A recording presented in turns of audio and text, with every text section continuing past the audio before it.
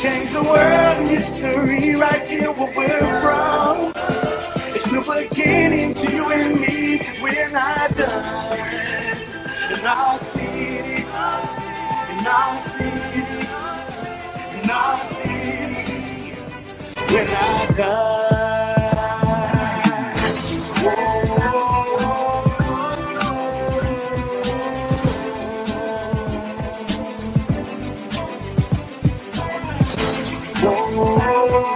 I feel like that.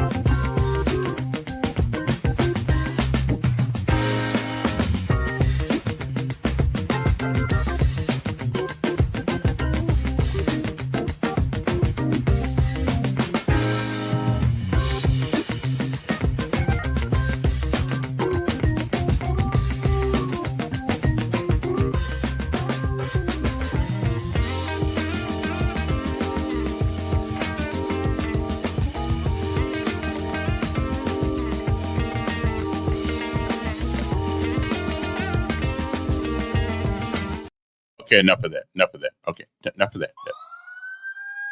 Okay, not already, right? I mean, nobody's doing any crime right now, are they? I mean, okay, good. I'm just checking, just to make sure. I thought they were here for me. Anyway, good morning, everybody. Hope this day finds everybody doing well. I'm doing pretty good. It's Monday morning. It's time to ride sunshine if you can. And if you can't, well, pray for the strength to be able to. Either way, it's good being on top of the ground and the ground's not on top of you. Good morning. I'm Kevin Elkins, and this is Decisions. Because everything we do in life requires us to make one. And even if you decide not to make one, well, you just did. Good morning. It is a great day, an outstanding day to be alive. Thank you, Lord, for every breath I take, for the love that... Believe it or not, it is the 27th day of October, 2025. My mom's birthday and a couple other people's birthday. Dr. Moore. Good morning, Mashana. Birthdays today. October birthdays are special, especially for those who were born in October. I'm just saying.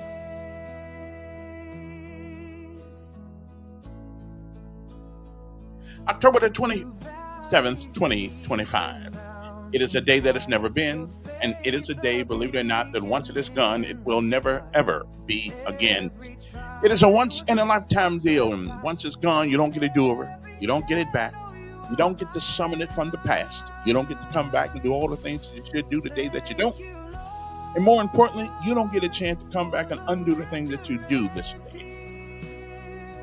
So whatever it is that you do with this day, make sure that if tomorrow should be, you'll be proud of what you have done on this day. I hear your call. Benjamin Elijah May said, whatever we do in life, we should do it so well, no man living, no man dead, no man yet to be born can do it any better. And I say if that is the standard by which you live life, you'll always be successful. Because you are never a failure until you quit. We say give out if you must, rest if you can, but you never, ever, ever give up. Because quitters will never win. And winners Oh, they may fail at a thing or two, but they never quit. So don't you. Don't ever, ever give up. You can fall 100 times. All it takes is 101 to get up. Next up, it is our daily bread, which is how we roll right here. A word from on high. Hopefully some of you guys went to church yesterday. If not, I'll give you a little bit of the word right here this morning, so you can gather yourself. So get up, take a shower, take a shave, whatever it is you got to do to get prepared for this day. Let's get to moving. You're wasting daylight. All right? So we'll be back.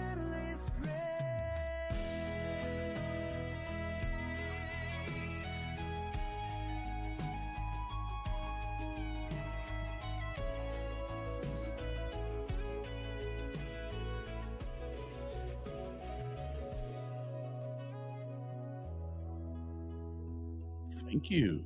Thank you. Thank you. Thank you. What a privilege to be sons and daughters of the King. Welcome to today's encouragement from Our Daily Bread. Today's article is titled, Putting Up Hay, and it was written by David Roper. When I was in college, I worked a summer on a ranch in Colorado. One evening, tired and hungry after a long day of mowing hay, I drove the tractor into the yard. Acting like the hot shot I thought I was, I cranked the steering wheel hard left, stamped on the left brake, and spun the tractor around. The sickle was down and swept the legs out from under a 500-gallon gasoline tank standing nearby. The tank hit the ground with a resounding boom. The seam split, and all the gasoline spewed out. The rancher stood nearby surveying the scene. I got off the tractor, stammered an apology, and, because it was the first thing that popped into my mind, offered to work the rest of the summer without pay. The old rancher stared at the wreckage for a moment and turned toward the house. "Let's go have dinner," he drawled. A scrap of a story from Jesus told in Luke 15 passed through my mind, a story about a young man who had done a terrible thing. "Father, I have sinned against heaven and against you," he cried. He intended to add, "Make me like one of your hired servants," but before he could get all the words out of his mouth, his father interrupted him. In essence, he said, "Let's go have dinner." Such is God's amazing grace.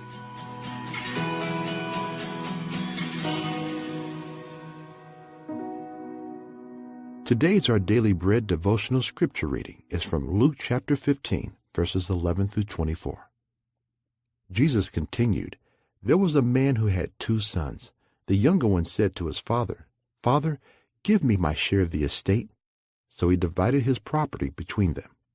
Not long after that, the younger son got together all he had, set off for a distant country, and there squandered his wealth in wild living. After he had spent everything, there was a severe famine in that whole country, and he began to be in need. So he went and hired himself out to a citizen of that country, who sent him to his fields to feed pigs. He longed to fill his stomach with the pods that the pigs were eating, but no one gave him anything. When he came to his senses, he said, 'How many of my father's hired servants have food to spare? And here I am, starving to death. I will set out and go back to my father and say to him, Father, I have sinned against heaven and against you. I am no longer worthy to be called your son. Make me like one of your hired servants.' So he got up and went to his father. But while he was still a long way off, his father saw him and was filled with compassion for him. He ran to his son, threw his arms around him, and kissed him.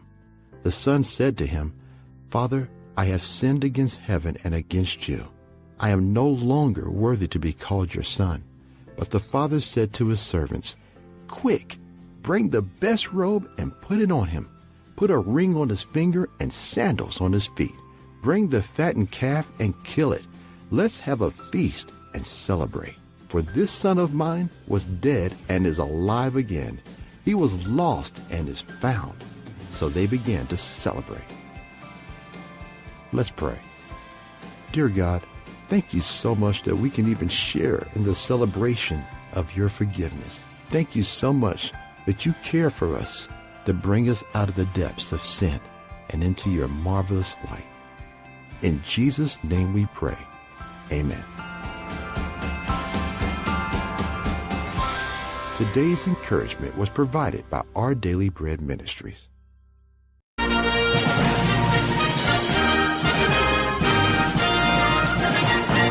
hill, over dale, we will hit the dusty trail, and those caissons go rolling along. In and out, hear them shout, cows are marching all about, and those caissons go rolling along. For it's high, high here in the field artillery. Count out your numbers, let's count. 2, 3, 4, 1, 2, 3. And wherever you go, you will always know that those caissons go rolling along. Time to rise and shine, people. And get up. Anchors away, my boys. Anchors away. Farewell to college joys. We sail and break on day, day, day, day. Through our last night on shore, hail to the morn. Until we meet once more, it's wishing you a happy voyage home.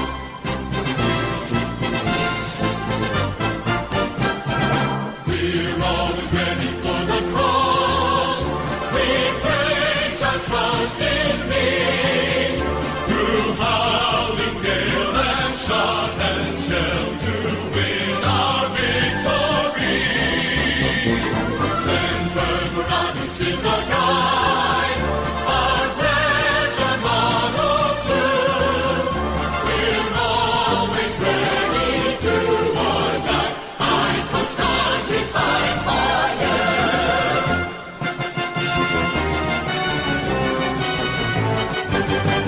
On we go into the wild blue yonder, climbing high into the sun. Here they come, soon to lead our thunder. And boys, give them the gun. And we dive, starting a flame from under, off with one terrible roar.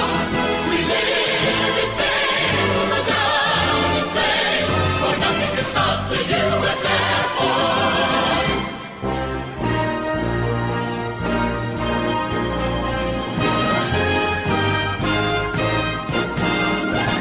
From the halls of Montezuma to the shores of Tripoli, we will fight our country's battles in the air, on land and sea. First we fight for right and freedom, and to keep our mother free. We are proud to claim the title of United States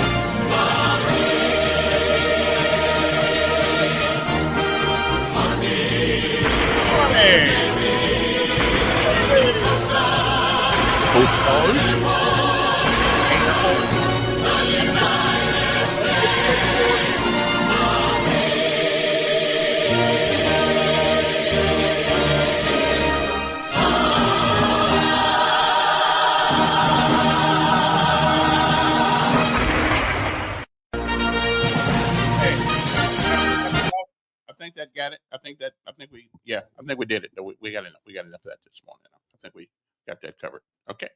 Anyway, good morning, everybody. Hope this day finds everybody doing well. All my fans and friends out there. You know, I'm reminded in 1983 when we'll get back to that later on. But good morning. How's everybody doing? You know, now I got a few things to talk about this morning. Got a special guest coming up at 8:30 this morning. You'll like them. I think you'll like them anyway. Let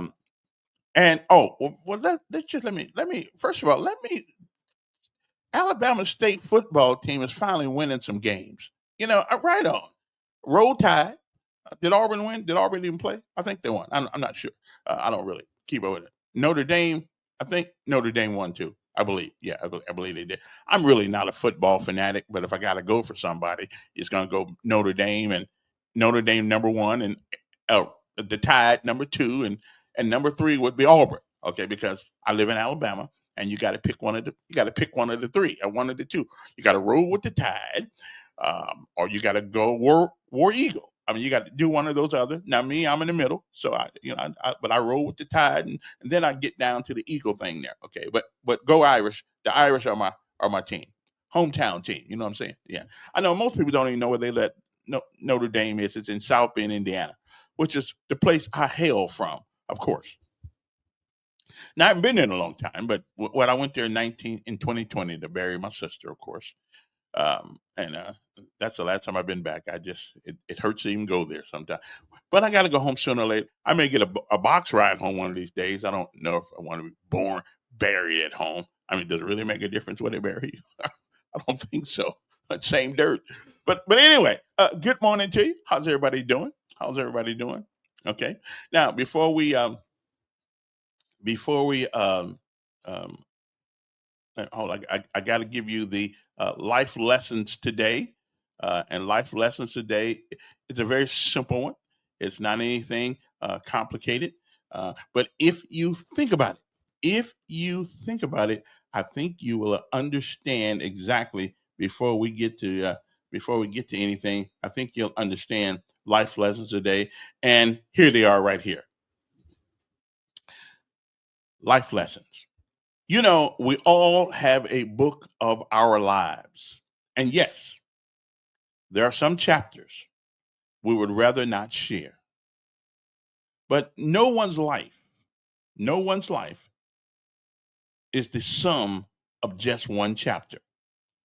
So it is up to you to make sure that your story is worth reading. Okay? So don't ever stop writing the story. It's not over yet. And never, ever give up. That is the lessons of life today. Because we all got a story. Every last one of us got a story. We all got chapters. And don't let one chapter of your life, destroy the greatness within you. We all make mistakes. We all do stupid things. Trust me, before the day is over, I'm pretty sure I'm going to fall in that category. But again, the sum of one's life is not wrapped up in one chapter. So keep writing the book, okay? And make it a book that somebody wants to read. I get tired of reading books about other people, the greatness of other people. So, I want to read my own book one day. Of course, that means I got to write it. I did start writing a book one time though. It's called The Journey, and so okay. At this rate, it'll probably never get written because writing a book, anybody who wrote a book, it is tiresome. It is arduous. It's interesting. Okay. Oh yeah, Mayor Pete. Yeah, Mayor Pete and his husband. Yeah. Well, that's probably one of the reasons why I never went back to South Bend when I found that guy was running it things. Although I guess wasn't he the transportation secretary under Biden? Yeah. Oh yeah. Yeah. The Who. But again, the Hoosiers are cool. But I'm from South Bend. You can't. I mean, I think the Hoosiers are down in Peru, Indiana, someplace like that. I don't know where they are. But congratulations to the Hoosiers too. I mean, hey, they kicking butt. I mean, I don't think they've ever been in a national thing since I've been alive.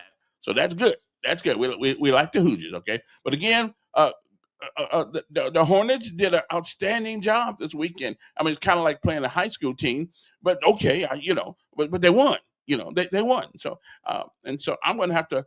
Okay, all you got to do is win one more game and make sure it's not cold, and then I go to a game. I'll go out. I just hate sitting in the place all day for 3 hours. That's just too long for me. Do they have maybe I'll talk to President Ross, and he'll let me come sit in the president box with him. I don't want to mess up things, but I mean, when you have a dignitary like me up there, it seemed like to me that the brother ought to get some special treatment, okay, to go in there. Okay. Anyway, we'll see. Anyway, so good morning to all of you. You know, again, let me get congratulations to Alabama State for the A&M win in the Magic City Classic. I've never been to one. I'm not that much of a football fan, but if Notre Dame was in it, I'd go. I mean, and nothing wrong with Alabama to Alabama State, but Alabama State's it's kind of like people telling me, well, you need to go down to Demopolis, or where's the coast here? You need to go down to what's that place in the South, Alabama, where they got the water? What I don't know what it is, and it's one of them cities. But let me ask something. Now, just think about this for a second. I'm a man who lived on the shores of Honolulu and Waikiki on the island of Oahu. Okay, rode across uh, uh, to all the other islands. Now, do you really believe that I would be impressed by going down to the shores of Florida or going to the shores of Alabama? Seriously, do you think that would impress me? Of course not. I mean, I've lived, and I've been in Europe and a few other places. So, yeah, y'all got to come up with something better than me going down and watch the water. And the Alabama River is so dirty. Okay, you can sit anywhere, or you can sit anywhere you want to at the game. I didn't know that. Well, I've never been to one, so okay. But I don't see no comfortable. I go past the stadium out there, and the seats don't look that comfortable. I got to have some, I got to have some comfortable seats and some cloth seats. Okay, I don't want to sit down on a cold concrete slab like at Crampton Bowl. I just can't do it. And especially not pay for it. I don't think Pete. I don't know if Pete actually went to Notre Dame. Um, uh, uh, Pete, whatever his name, Pete. Which Pete you talking about anyway? What about hey Hoosier did good. Hoosier doing good. That's true. Um, oh yes, Willie, you're absolutely right. Uh, got a couple of relatives over there. Used to be relatives anyway, but my son's relatives, they over in the islands right now getting pounded. And it's every year thing. It's an every year thing over there. I mean, the earth when the earth starts its winter. What do you mean the winter? Um, every year, I don't know how you live there. It's kind of like living in New Orleans. You know, in a bowl, and you wonder why when the wind comes and when the rain comes, it fills up the water. It's filled with water because it's like a bowl city. It's down in the bowl. But we do prayers. We do present our prayers to our friends over in Jamaica, to the Rap Jam community down there. So we hope the folks in Kingston. We pray that this it's not as bad as it could be, and it's a little bit better. The good Lord, has providence over that, of course. But we do hope that our if you got friends and family live in Jamaica, pray for them that this storm does not do as much damage as it could do. Last time I checked, the winds were 140 miles per hour. So that was wow. No one's aware. Oh, nobody's there. Hey, listen, let's give them. I think they're going to start. I think Alabama State's going to start getting more people. All you got to listen. Nobody wants to go see a loser. I mean, so you got to put up some. When I got here, there was another guy that was in charge. I got in '91, and this guy seemed to win pretty good a good amount of games. I don't know I forgot what his name was. Marcus. What was his name? But anyway, he's a pretty good coach, I guess. At least they were winning. And listen, they can say what they want to say. People judge you by how many wins you win in football. It's got nothing to do. I mean, hopefully you'll make some men out of some of those boys along the way. But again, you can have the best intent in the whole wide world, but if you do not win, you won't be there long. And you can make these some of the greatest teenagers, some of the greatest young adults you ever want to see. Now, a great coach can still do both. Let's just take Lou Holtz. Let's take Dan Devine. Let's take Nick Saban, Bear Bryant. These guys. I mean, they were the creme de la creme of coaches, and I never even played football. I mean, I played one game, and then the guy hit me, and then he acted like he was trying to hurt me, which wasn't a big deal, except he was on my team. And so I said, well, if you're trying to kill me, what's the other guy going to do? So I said, no, we just going. I took off the pads. I took off all the stuff, and I said, well, I tell you what we're going to do. I'm going to do something else. I'm going to Job Corps. Okay, this was high school. I said, I got to go. I mean, the guy, my own guy, trying to hurt me, and he was glad about it. He tried to kill my knees. Okay, so I'm just saying, you might want to. If you're gonna play football, just go in there knowing that you may have crazy people on your team that may try to hurt you too. Anyway, so we just want to thank those guys for um, Alabama State for winning a nice game. That's good. Pete made it. I don't know if Pete. You talking about Pete, the former mayor, or are you talking about Pete Hegseth? 'Cause I don't know if Pete went to Notre Dame or not. I think he went to. Pete Hegseth went to. Did he go to Yale or someplace like that? I don't know. I don't know. I'm not under him, so we ain't gonna worry about it. But anyway, so moving right along to other things. Yeah, but we do pray for our. I should call them, see how they're doing over there, as a matter of fact. But I'll do that later on because I don't have the number. But we'll check with we'll go to Jamaica and see how the relatives and how the friends and family are getting along over there. So we will yeah, we do that. I don't know what time they're on. Are they on Central Standard Time over in Jamaica? Uh, but I'm pretty sure if things go terribly bad over there, we'll be on a fundraising tour. So congratulations to Alabama State. It's glad to say they won something because most of the time they lose, but we appreciate them winning one. Okay, at least win this big one here. I saw the governor on Facebook welcome them in, giving us a education in the Magic City Classic, the '84. I wonder, does anybody know, has Governor Ivy ever been to one of the games? Okay, because I hate when politicians take advantage of the situation and never participated in the situation. I mean, has she ever been down there? I mean, has she ever been? Did Hunt go there? Who did any governor ever show up at the Magic City Classic? Now they're always showing up at Alabama and Auburn games, but do they? I mean, have they ever? I mean, and we certainly would have recognized her. We certainly would have recognized the governor at the game. I'm just saying, newspapers would have been all over the place. Anyway, the Hornets 5-2 regular, 3-1 in SWAC, so they do it. Okay, defeated its historic rival Alabama A&M, who is 4-4 and 1-3, 56-13. They just had a bad day. Okay, that's all. Alabama State coach Eddie Robinson Jr. remains undefeated in the Magic City Classic. Well, let's not brag too much now. Let's not brag too much, Coach, because 56-13 means the team on the other end barely showed up. I mean, okay, I'm just saying, let's not.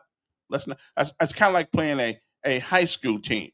So nothing to celebrate here, but we're glad you won. But let's not take it to let's not act like you really beat somebody that was competitive. Okay, I'm just saying it's good to win. I'm good. It's good to win, but let's not act. I mean, 56-13 is not a game. Okay, that's not a game. That's a scrimmage. Okay, I'm just saying. Let's not think we.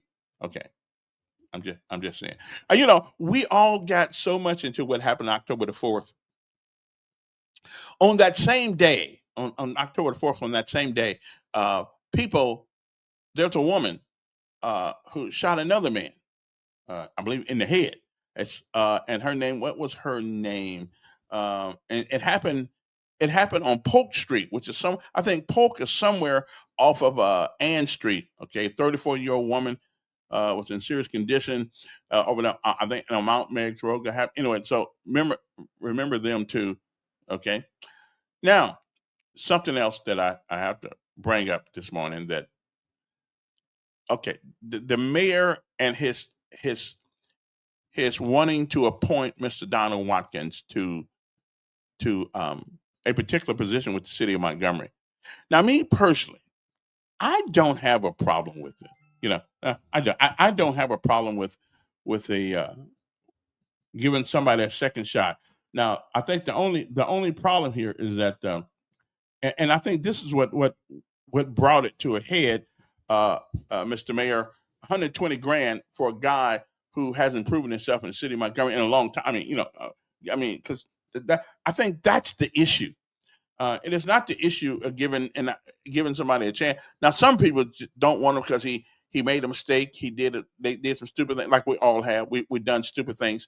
People don't want to give him a mistake because he went to jail. Well, yeah. Hey, listen.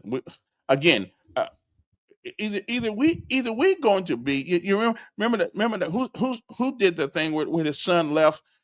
We just got done with that a couple seconds ago. Son left, thought he got the big head, so he's gonna go and take all his inheritance, and he gonna be balling. Then he found out that balling ain't what it used to be. Okay, then he ended up slopping pigs. But his father showed it the class act that he was. Didn't, at least the story. That's what the story says. He didn't say, well, you made your bed, so sleep in it, and we're gonna move on from you. He didn't say that. He said, come on back. We welcome. And they had a feast for him. They had a feast for him. So I'm thinking, okay, that's the Christian thing to do. Okay. Now y'all got to make your mind up in this place. Either we give people a second chance. I do think $120,000 initially, going past it's a little bit of change for a guy who hasn't proven himself. Now he has been in business though. He does have experience with coming up with business ideas, and he won't be in charge. He will answer to somebody, which is cool. But do we really want to? Shouldn't we show people that this is what you do? You know how many men out there right now that can't get a job because they got something on their record, or they got a record they're making a stupid mistake years ago. I mean, seriously, is that where we want to continue to go? I mean, I like to hear. I like to hear somebody make the point why we shouldn't give a guy a second chance. It just doesn't bother me at all. First of all, he's more qualified to do it than I am. So and did we turn somebody down that was eminently more qualified than him to give him the job? I don't know.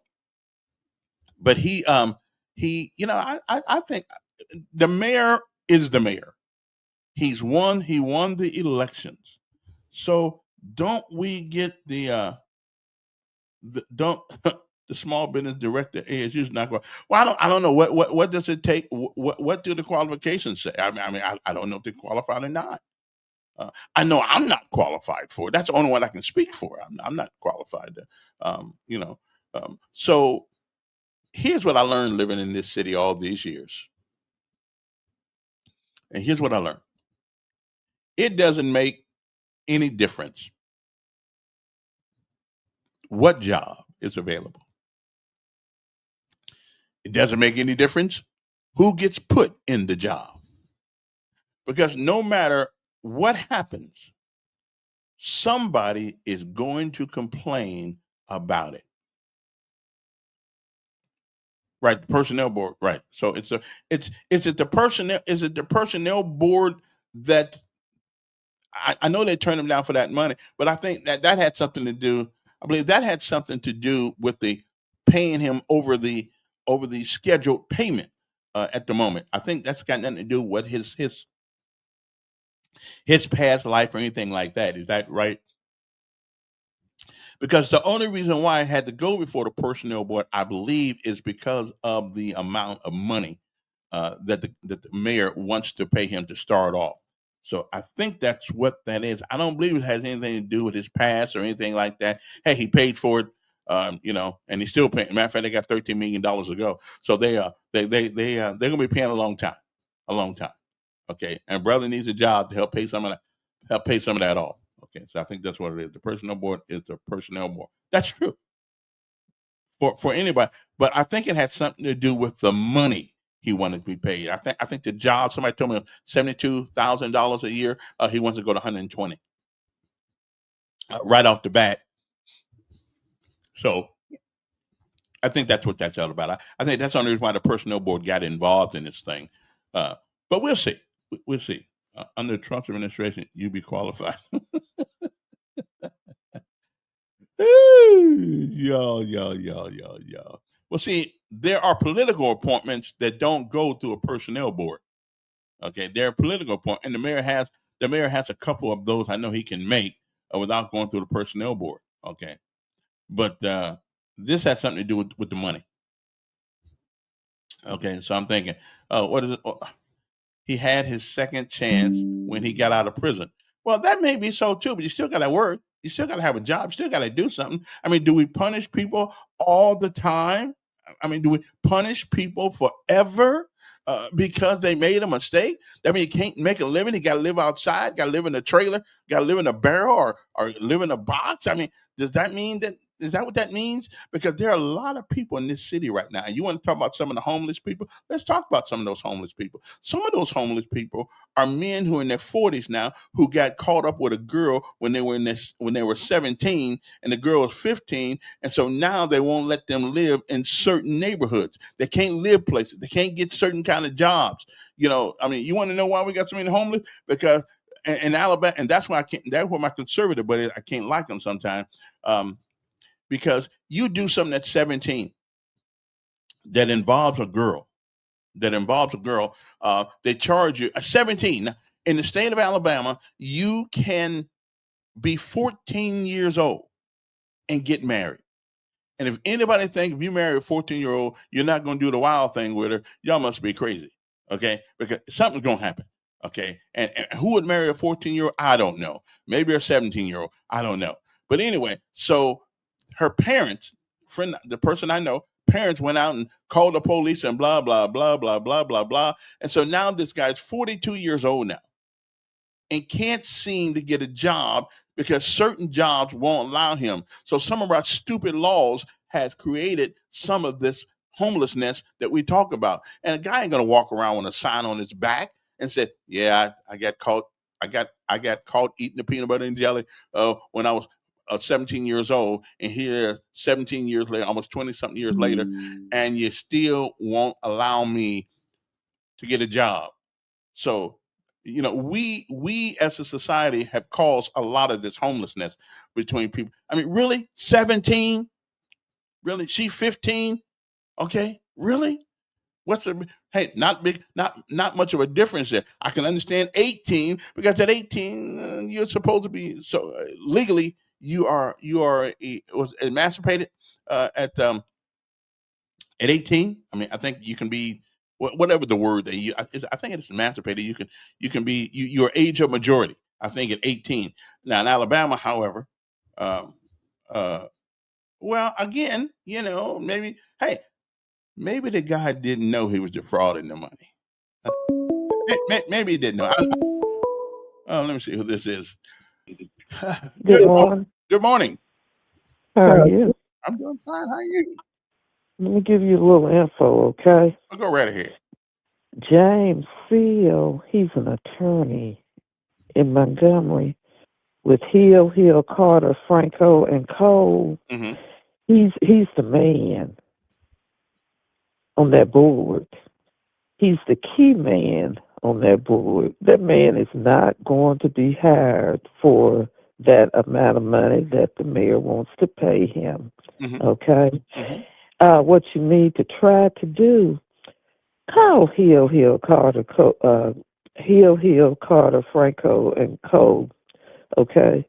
And ask him to call you back, to return, ask for his number, that you need to talk to him about some personnel, man. No, don't even tell what you need to talk to him about, Mm-hmm. but just tell him who you are. You are the man, okay, in the city. So he needs to become familiar with you. Yeah. But that's the key right there. He has been on over just every little board that there is. Mm-hmm. He has the contract with the State Department of Education to provide legal services to them. Mm-hmm. That's why our kids can't win any cases in the city of Montgomery or in the state because of their law firm. He dibbles and dabbles in a lot of stuff. He's one of those power-hungry men, and he's got the hand to make things change, okay, or not to change. So what I was suggesting, if anyone knows him, tell Kevin who James Seal is. And I know someone out in the audience knows him, but that's who you need to call to find out information about this matter. But it was about the money, right? It was about the money. It wasn't. It's about the money, but in the background is also the matter that happened to him. Okay. The one that he and his dad was involved in, that big case, okay, Right. against them, where they were I've forgotten his involvement, but I believe he was sort of involved in it too. But I would have to go back and Google and all of that. But see, I remember those things occurring here in the States. Do you remember what happened? No, unless you're talking about that case when I first got here about what John Knight and them. No, I am talking about his daddy, where he stole money from Charles Barkley and other professionals. Yeah. They had that in the paper last week. Yeah.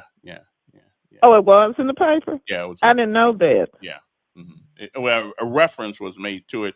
I didn't know. But I sent you the information about when you first started talking about it. I sent all the case information to you. I didn't read it because I was familiar with it. But you need to read things that people send to you. Mm-hmm. Okay, we don't send you any information just to be, I'm gonna send Kevin this right here. Yeah. No, we send you information because we want you to delve into this and just find out what's going on. Mm-hmm. So it's more to the story, Kevin. Okay. Get James Seal on. He's an attorney. Right. Because you know he's not going to talk.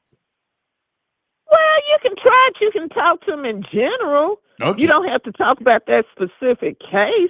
Right. Tell him you want to talk about the policies, not the individual case. Okay. That's key. All right. Okay, well, I'll do that. Yeah, I can do that. I mean, I got nothing to do. Let's see. What is this one guy saying? Businesses complaining about cleaning blood off their. I did see that the other day off there. I guess that means walls. They're not thinking about little man, small business czar. That's true. Yeah, I got you. I knew what you were saying there, Greg. Matter of fact, there was a article last week about that going on because of the crime and stuff like that. I don't know. I don't know. But again, no matter who's in charge, whether it's Todd or whether it's Bobby, Emery, whoever it is, somebody's going to complain about what you do, and it really doesn't make any difference who's in charge. It really doesn't. Now, there are some policies. Now, I must admit that some of the policies of the mayor, the current mayor, I take exception to. I mean, not wanting to enforce the loitering policies, things of that nature. But again, if we're so, we do things backwards. When we talk about crime, we spend a whole lot of time on the little stuff, okay, but not the big stuff. But if you don't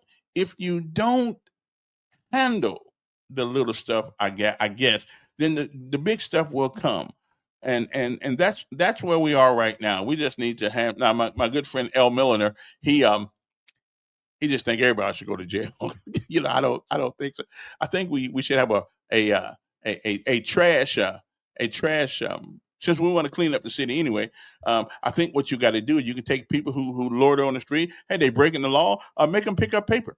Make them pick up the paper to all the places they like to loiter sometimes. Let them do that kind of thing, or something. I don't know, but it's a tough job because if you spend a lot of time chasing many people, the small crime, then I hate to be a hypocrite, but then you don't have time to get the big people. But then they're doing the double crime, the big crimes. But on the other hand, if you don't mess, it is. I don't know. We gotta put. Okay, here's what we need to do. We need to pick people up and put a telephone book on them. Okay, as long as it ain't me, I'm good. Okay, we need to put the telephone book on them. Okay, we need to. Okay, I'll tell the boys. They haven't watched Dragnet in a long time. That's the way we used to do it. We just get a telephone book, beat the hell out you, and then we didn't have to worry about seeing you again. The police didn't have to worry about seeing you again. Anyway, move right on to other things. Now, ladies and gentlemen, Chicago has finally, the law enforcement in Chicago has finally act like they're law enforcement. The police chief of Chicago Police came out on the thing the other day and said, if you, okay, and listen, and this is the kind of conversation that people going to have with their folks. Because everybody want no kings this and no kings that, and they get against ICE here and ICE there. I don't like the way the ICE is doing their job, but it is their job. And he said, Chicago Police Chief puts the word out: do not box a law enforcement entities in a place. In other words, do not bring your car and box people in, because as far as they know, you're getting ready to ambush them, and they will open up a can of whoop ass on you. Okay, whether it's federal, whether it is state, he said all of those people are law enforcement agents. He said, okay, they will kill you. Okay, don't ram a law enforcement car or any vehicle. It can be seen as having used deadly force against a police officer. They will kill you. Okay, I ain't mad at him. That's kind of like the guy down in Florida said, "We're gonna kill you stone cold dead, graveyard dead." They're getting tired of this stuff too. They're just doing their job. Now we may not like what they do, but they doing what they're supposed to do. Okay. Yeah. I'm with you. I think they'll put that son of a gun in jail. The mayor of Chicago, but they said they will kill you. Don't ram their car or any vehicle. And they are going. They look at that as deadly force. You are using deadly force against them. Don't run around chasing ICE people, because we don't know why you're there. Are you there to do us harm? Are you there to do it? Because I got to tell you something. I don't think you're going to get away with that in Montgomery, Alabama. I don't think you're going to get away with blocking in police officers. They gonna take you out. They gonna listen. You know them cell phones y'all like to have with that camera, and nothing wrong with doing the camera thing. Nothing wrong with doing it. Do it from a long way off, and all you got to do is make your vision bigger in the camera. But don't be running up to it, because Chicago ain't playing. Not only is it Chicago, it's Los Angeles. It's all these places where liberals live. Okay, and there is I think they're paying. Listen, y'all get. I think they're paying restitution now. But again, so y'all take me on one thing to another. Let me talk about this thing in Chicago first. Then we get back to Mr. Watkins. I mean, now let it go on record. I support the mayor's right to choose whoever he wants to do the work. I support the right, but I don't support paying an exorbitant amount of money for somebody who we don't know how he's going to get the job done. But elections have consequences. The man can hire anyone. Steve is not a dumb man. Okay, I would hope that he has checked out my friend's resume and knows knows how it is, and he will he got a guy who could qualify for the job. But here's another thing too. I don't know what makes y'all get so upset when somebody gets elected and they hire people that they know. Why wouldn't you? I mean, seriously, why wouldn't you hire people that you know? Because you got to hire people that you trust. You can't just hire anybody. You have to hire people that you trust. Okay. You got to hire people that you trust, or who's going to have some allegiance to you. What's up there? How's it going, Kevin? I'm doing pretty good. How are you? Hey, look here. I want to say this. You're right. The mayor can hire whoever he wants to, and it's a fine time to be selective now when you got Donald Trump surrounding himself with criminals. Hegseth beat his wife and been in jail and DUIs and everything else. and he's the doggone commander of wait a minute. Why the you gonna greatest talk armed about forces somebody? in the world. Why you gonna talk about somebody's wife? She. I mean, come on. She ain't in office. Yeah, but if you're in law enforcement, Kevin, if you have a domestic violence arrest, even an arrest, Kevin, the likelihood of you getting a job in law enforcement or being able to keep it is slim to none, because they would not hire you. In fact, you can't even carry a weapon. And yet you got a man who's Secretary of Defense. I'm not going to say Secretary of War, but Secretary of doggone Defense. Yeah. Over the greatest military in the world, and he's blemished, and along with other cabinet officials And that tell me, Trump has put and in wait, office. do me a favor. Who isn't blemished? Well, Kevin, and I agree with you, but what I'm saying is you can't be hypocrites and selective and very selective and cherry pick, morality when you got the president, the 34 count felon. Oh, there you go with that. We all know that was a political move. We all know that was a political move, and they was trying to get rid of the guy. Half of the brothers and sisters would tell you that they're in prison and don't need to be in there because it was a political or bad move. I just got done talking about that. I think a lot of folks in jail, they ought not be there, and there are some out here that ought to be. There's some out here that ought to be in there. Exactly, Kevin. But the issue that I have with it all is that we want to be selective when we're talking about that. No one wants to talk about the brothers and sisters who are incarcerated and may be innocent, or innocent ones that are being electrocuted and killed. But yet you're going to go and defend, a president that has been accused of sexual assault, which he's been found guilty in the jury. Oh, and then not only that, 40 years ago, Kevin, some woman lied. They got no proof. Kevin, they didn't know where it wasn't 40 years ago, Kevin. It was in the 1990s. That's almost 40 years ago, Kevin. But yet we're going to go and convict Bill Cosby and put him away for almost 10 years. You don't think I was for them sticking it to Bill Cosby? Bill Cosby, Bill Cosby understood that he had a white woman. I mean, that's just what it was.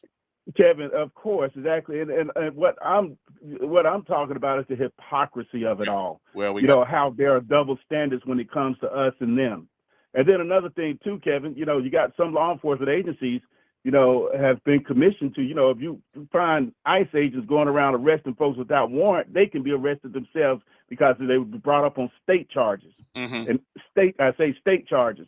And the thing is, no one can argue Constitution because it's not even constitutional for ICE to do what they're doing. So the thing is, it's just all over the place, and it's kind of like do as I don't or do as I do or whatever. I don't know however you would say it, but I just say all the way hypocrisy in that situation. That's the issue I have. So can I ask you a question? You'll be honest with me. Sure, Kevin. Okay. You ever been hypocritical about something? Kevin, yeah, but put it this way, Kevin. I put it this way. Sometimes, Kevin, we forget. And I'll be the first. No, Kevin. Let me explain to you, and I say this to you. Okay. I tell a lot of young people, I'm not going to tell you what not to do or how to do it, because when I was young, I was crazy too, or I might have made some choices that wasn't always the best. You tell these kids, don't go out there and drink, don't go out there and do this, do whatever the case, as though you're the super religious Christian person. But they would respect you more if you was to tell them, hey, look, I made mistakes myself. But you don't go out there and, as an adult, as a grown man, as a senior citizen, and make the same mistakes you made before, and your only excuse is, well, haven't you done something wrong? Man, you're a doggone near 80 years old. You should be mentoring your grandchildren. But again, none of us are perfect. None. Yeah, how long is that excuse going to last? And let's talk. It's one thing to make a mistake, and it's one thing to go out there and deliberately. But let's talk about domestic violence. It's the biggest fraud. It's the biggest fraud against men that there is. A woman can knock the heebie-jeebie hell out of you, and you defend yourself. And because you got the scratch and she don't, then the man end up going to jail. Kevin, I agree in certain circumstances. Yes, I agree with you, Kevin, on that. However, let it be your daughter, your wife, your mother, your child, even your son, and see how forgiving and open you will be to that statement you just made. But I agree. Sometimes people, can take that stuff and play it a little too far. But let it happen to your daughter, your son, your mother. I hear you. But just because somebody get charged with it, don't mean they did it. Kevin, I agree 100%. A man's got on a that. right to defend himself against women. Take that too far sometimes. They sit there and knock the hell out of you and beat you all up and scratch you all up, and then the police show up. Well, hell, it must be the guy's fault. No, he was trying to defend himself. Kevin, trust me. I never judge a man what goes on in his home because you're not in there and you never know what goes on behind closed doors. I agree with you on that. But when a person is just blatant, downright out guilty of something, that dog won't hunt. But you don't know. Said, how's a woman going to said the president attacked me, but she couldn't remember where it was? Kevin, when you got 20 different women, more than 20 different women saying that, and it's a pattern. And then when you have a president talking about grabbing women by the private parts and they won't do anything about it, all of that feeds into a narrative of his lifestyle. Wait. So you talk about a man who does what most men do in their life, and now, Kevin, wait a minute. I can see, Kevin, I can see a 1 or 2 off. I can see that. But when you got a pattern of that type of behavior, and then you're telling people on The View or whatever the show was that if your daughter wasn't your daughter, you're a dater. All that type. Listen. He just said.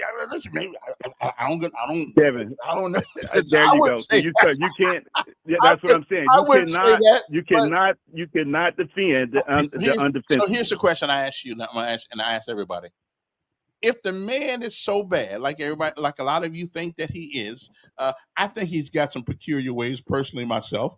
But if the man is that bad, then explain to me, if everybody else was so much better, why couldn't they beat him? Kevin, people don't get out there to vote. They didn't think they wanted to get. No, hold on. He got almost 80 million votes. A lot of people got out there and voted. Kevin, and I'm gonna put it this way, and I'm not, I put it this way. He's a billionaire. Exactly. On paper, supposedly, per his mouth, supposedly a successful businessman, right? The economy, they viewed him as the type of person that knew how to make money or whatever, and that was solely alone. They said, you know what, morality, we're not electing a priest. All of a sudden they're not electing a priest. And we're not. Right. But then when Obama ran for president, they wanted to accuse him of being a Muslim and everything, and we shouldn't elect a Muslim and all this other stuff, whatever the case is. The book that the president put out, My Father's Son, pretty much said he would be a Muslim. Kevin, let's say he was. Okay. Right. Let's say he was. But Kevin, hold on. Let's say he was. But just as you just said, we're not electing a priest. That's true. Right? Religion shouldn't matter, right? Well, what you believe does matter. See what I'm saying, Kevin? What you believe does exactly matter. it applies to public policy, I mean. You see the benefit of the doubt and the double standards. Okay. Now all of a sudden what you believe does matter. Well, let me ask you, did you want President Clinton to be put out of the White House? No. You didn't? How come he was getting the BJ in there? Kevin, yes, yep, he had his issues, Kevin. But what I am saying is the thing. What's the difference? Kevin, hold on, wait, Kevin. Listen to me very carefully. Yeah. The reason why I said no, because back then the same people that voted to impeach him for having inappropriate relations in the Oval Office voted not to impeach Trump for doing the same doggone thing. Hypocritical. Wait. All we got is what women have been lying since. Wait a minute. There's a part in the Bible where a woman lied on one of God's chosen men lied on him and had him put in jail. So women been lying about rape, Kevin, since the beginning of time. Well, if that is the case and he is so innocent, why are they not releasing the Epstein files, Kevin? Why are they not swearing in that one vote from Arizona that can actually vote to release those Epstein files? Wow. Again, I don't know why. Maybe a whole lot of people in there. A lot of people don't want to know that they knew Epstein. I don't know. Kevin, Trump runs the Congress, and it's a shame. Trump don't because run the Congress was elected. Kevin, the Congress was elected by the people. Trump does not. Kevin, if they buck against him, he would have them primaried, Kevin. And then another thing, Kevin, you ever heard of oppositional research? Yeah, I heard it. You ever heard of that? I guarantee you, Trump has something on every last one of those individuals, including as we always know. Then it sucks to be them. Graham. Then it sucks to be them. Graham for one. Yeah. Graham. Well, look, let me get another caller because Go ahead. I'm gonna get a mop here and get the tears about the floor here. Anyway, no evidence of payment. Why didn't Joe Biden release the Epstein file? Exactly. I think that's a good think that's a good question. Why didn't he? I don't have a clue why he didn't. Okay. Let me see. Who's a hypocrite? Who's a hypocrite? Tell me what I'm hypocritical about. And that's not what you are saying about moral values. Well, again, we are selective about who we want to have moral values and who we accept. Okay. I'm just saying, so I'm not, I mean, we all are human beings. We all have done things that are absolutely stupid. Okay. We do things, and we've all done something under the cloak of privacy that we don't want nobody to ever know we did it. Think for a second. What have you done? Go ahead. I'll give you a couple seconds. Yeah, keep thinking. I'll give you a little more time. Yeah, Okay. What have you done that if it ever came to the light of day, you would be totally embarrassed? I'll give you a couple seconds here. I'll let you listen. I'll let you think about it for a couple minutes. Let me know when you get the thought in. Okay. Okay. We don't hire a president to teach us moral values. That's why we go to church. We hire the pastor to do that. Okay. We hire the pastor to do that. Martin needs to go to Epstein Island and do some fishing. Okay, well, I'll let him know. Why didn't? Here's Charles. Two wrongs don't make a right. Everybody says that when we catch their guy doing the same thing that you complain about our guy does. Everybody says that. Well, two wrongs don't make a right. Okay, I would agree. But why is it that Democrats and liberals only think about that when they get caught? Okay, I'm just saying. I'm just saying. No evidence of payment. Watkins Jr. was ordered to pay $13.85 million in joint restitution in the 2019. And that's true he was. As of October 2025, no records show that he has paid it. Brother, it's going to take a while to come up with $13 million. Matter of fact, I'm pretty secure in saying that they may not never get that paid. I don't know. But again, who can pay that? Really, who can? That's why I need a job so he can start paying on that thing. Okay. Sometimes I do believe they give penalties. They know people cannot pay. If I'm broke already, how in the hell am I going to pay $13 million? If I can't get a job, how can I pay $13 million back in restitution? Seriously, common logic and reason. How can I do that?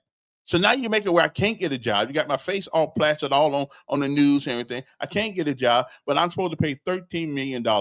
As a matter of fact, so what they're telling him is that you can never work anyplace because every time you work someplace, we're just going to take your money. So why in the hell go to work?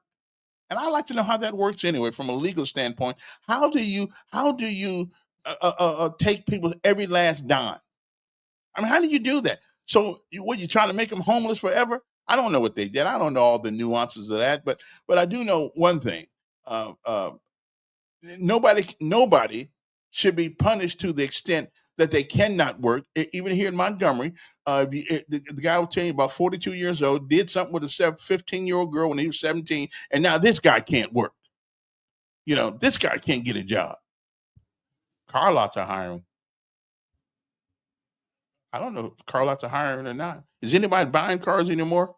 I'm getting tired of putting my car on another street so the guy won't come pick it up because, brother got problems, trying to get a job. Hey, but I do have an interview tomorrow. So I'm just trying to make sure I can get a job where I don't have to give up the podcast. Okay. That's my problem. I'm trying to, because once they find out who I am, then they be all upset with a brother. So I'm trying to get a job where I can sort of work for myself. Two wrongs don't make it right. Boy, I tell you. Now, I understand the $13 million. I understand that. But again, how you going to pay it without a job? Really, how you going to pay $13 million fine if you can't get a job? Okay. You're never going to pay it back anyway. But how can you even think about paying it back if we won't give you a job? If everywhere you go, you get a job, people, I mean, it's like a scarlet letter on your head. It's like a scarlet letter on your head where, hey, don't hire me because I got convicted of this. Can I get a job? No, Mr. Watkins, we can't do that here. Okay, then. Okay, I'm with you. Okay, so how are you supposed to get a job? Okay, car lots are. I don't know about if car lots are hiring or not. Uh, but if they are, I may have to go there and look at one of them. I wonder what I make a good car salesman. I wonder if I can make it. I wonder what I. Anyway, another story coming up in Alabama. Did you know Winn-Dixie stores are closing? 18 Alabama stores are due to restructure, and the Winn-Dixie here in Montgomery is on the restructuring list. As a matter of fact, the Winn-Dixies that are going to close at in Tuscaloosa, Birmingham, two in Birmingham, um, Anniston, they're going to close theirs. Fultondale sold to Food City. Trustville sold to Food City. Jasper sold to Food City. 10 Schillinger Road in Mobile, that one's closing. Mackenzie Street in Foley, that one's closing. Are being turned over to somebody else. 231 in Wetumpka, that one's closing. 4724 Mobile Highway is closing. We got a Winn-Dixie over there. Here's one. 7946 Vaughn Road in Montgomery, it's closing. 3625 Highway 14 in Millbrook, it's closing. And 701 East Main Street in Prattville is being sold to Piggly Wiggly. So in a while, you probably won't see, you probably won't see Winn-Dixie over there. Okay, I'm just saying. Now I got a question to ask you guys this morning, and since we like to talk about education around here, and everybody has all this pride thing going on, where where they are fond of their college, which is great. We like educated people. I mean, it's better than if I'm in the woods and you have a doctorate in gender studies. Well, that probably won't do me much good. But if you know a whole lot about nature, then we can talk. Especially if you got a doctorate in there, I'm gonna trust you because that's science. But let me ask you a question: Has and this is a serious question. Has the need for a college degree outside of the sciences been voided? Okay, so I'm just talking. Has the need for a college degree outside the sciences has it been voided? And so what do I mean? What do I mean? There are some jobs in America right now that used to need a college degree, and you had to know a little something about it to get a job. Well, some of those jobs are going away. Okay, and I'm reading a letter by Quentin Ross from the president of Alabama State, and he makes some good points, but he says sensational journalism may attract attention. He said, but let's focus on the facts. Most people carry some form of debt, wherever large or small, good or bad. The same is true for students across the country. Nearly every institution of higher education has graduates who incur debt in pursuit of their degrees. But here's the problem. Is the degree worth the debt? Student debt is a national issue. So why, with all the varying student debt on college campuses and Alabama State University being singled out, I don't know. Maybe for social media clicks, and that's a possibility. But what makes this story noteworthy? Well, let me use this as a teachable moment. Now, this is Quentin Ross. According to the College of Distinction, Alabama State University remains one of the most affordable options in Alabama with an annual tuition. However, students must still pay. They get all these. They get all of these. They get some things, but they still got to pay for housing, food, books, or other essentials, leading many of them to take out federal loans, as students do nationwide. But here is the problem with college degrees today. Which college degree is worthless now? Which one is worth? Don't mean a thing. Well, so I did some study over the weekend because we keep getting our kids. We keep telling our kids, go to school, get a college degree. Go to school, get a college degree. Okay. Now, Marion, the man's only. Okay, let me get Marion. The man has only been in office less than a year. So how are you going to put everything on him? What we are getting is a reflex from the Biden administration that is still going on right now. Okay, I'm just saying. Just leave it alone. General business degree. Okay, oversaturation, lack of focus reduces employability. Specialize in digital marketing, business analytics, product management for better prospects. Okay, general business administrator. It's almost with AI on scene.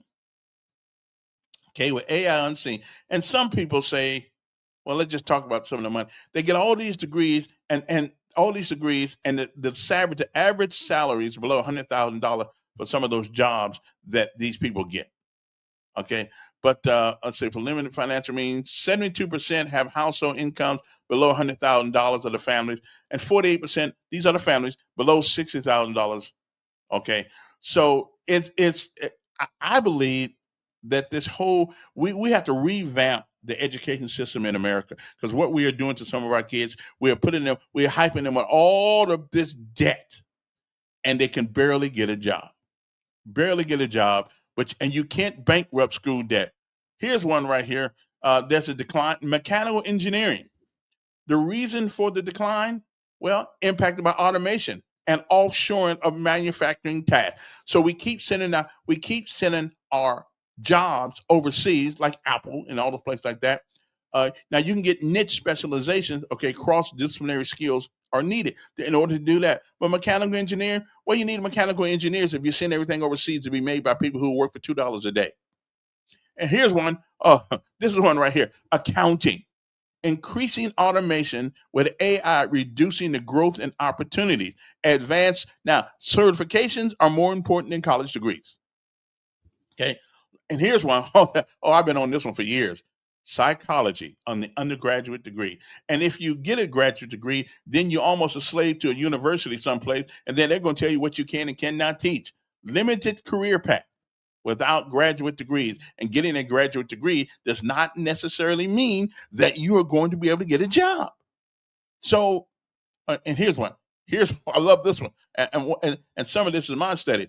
English, humanities, philosophy, history, and sociology. Who need them? Seriously, who needs them? We can learn anything we want to learn about any place right now, anytime. All you just go on the internet. And you hope that what you're reading is true. Declining enrollments, lower wage premiums, less marketable skills. Trust me, nobody wants you if you sort of went into philosophy. Nobody really wants you. I mean, who's going to hire you? Even if you get a PhD in it, you got to work. You got to be a slave to a college. Okay. And sociology is got to be one of the most useless disciplines ever in the history of college. Sociology, the study of our society. Well, we ain't changed jack yet. Our society is getting worse. Okay. Oh, here's one. Art history. Good luck on that. Fine arts. Oh, well, good luck on that too. Music, theater, and dance. Well, it says low starting salaries, long payback periods, narrow job markets, often requires supplemental skills on alternative career strategies. Okay. Sorry about that. Oh, here's one. Education in general. Low salary, high payback period. Some fields within education may remain viable, but there's going to take specialization in a particular skill in order to make a decent salary in education. Okay. With homeschooling, AI, testing at home, who's going to take a shot at that? And here's another degree that's becoming useless. Advertising, communications, creative writing. Hey, with AI, hey, make me a play about horses. In 10 minutes, I'll have a play about horses. AI is a wonderful thing, but it's also going to be the demise of the brain. I think it's going to be the demise of the ability to be creative with the human mind. And the human mind is what came up with AI. So, listen, what can I tell you? Um, Culinary arts and fashion design, low starting salaries, limited career growth, need strong portfolios, complementary skills for success. In other words, you have to be able to do a lot of things. You got to have a big portfolio, and then they, I mean, again, with AI, this stuff I can. All you have to do is put a recipe in front of me, and I can cook anything. Okay. Oh, here's one. Here's one right here. Anthropology, archaeology, and here's one I really like: ethnic studies. Hey, Elk, yeah, what's that degree in ethnic studies? So you don't know what being black is all about? So you got a degree in that, huh? Okay, when you come back, when you get another one, okay, ethnic studies. What the hell is that all about? And here's one right here, the one that we certainly criminal justice, limited career opportunities without additional certification. It's the certifications that mean more than the degree these days. Okay, it requires real world experience and credentials beyond a bachelor's degree. So, so is college degrees on the way out, but certifications won't be.